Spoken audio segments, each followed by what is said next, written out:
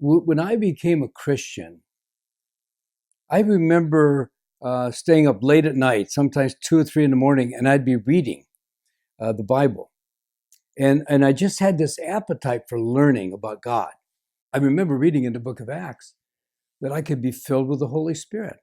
And that night that I was reading, I prayed, God, fill me with your Holy Spirit. I would say that from that time on, even though I'd been a believer a couple of years, I began to look to God and how He wanted me to run my life rather than me running my life. Because in my earlier chapters as a new believer, I was trying to get God's attention, not realizing I already had it. And let me illustrate it this way. When I first became a Christian, I just thought, this is incredible. You know, Christians are like that. I mean, they want to go tell everybody. And I thought, I'm going to start a couple of companies and I'm going to build a Christian business. And I'm going to please God that way. And I started this company called Christian Living Apartments. And I think one of my greatest thrills was I even got Chuck Smith, who was the founder of the Calvary Chapels, to be a member of my board. Little did I know that that wasn't God's plan. And as I reflect back on those moments, I was in a board meeting with Chuck one day, and Bruce Benson was a member of my board, a good friend of mine.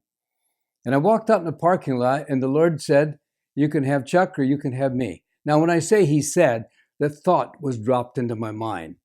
But I knew God was saying something because, you see, I put a lot of emphasis in people. As long as I had Chuck on my board, it was like having Jesus in the flesh.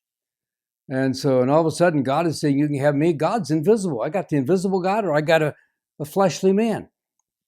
I went back to my office that day, and I wrote a letter and asked him if he would resign and told him why. And from that moment, I realized God was declaring my independence and my dependence on Him. Independence from people, independence on God. But I started a couple of corporations. One was called Christian Living Apartments, and one was called Bara Corporation. I chose the name Bara because it's a Hebrew word out of Genesis when God made something out of nothing. Well, that worked for God, but it didn't work for me. It didn't work. I couldn't make anything out of anything in those days because God wasn't in it.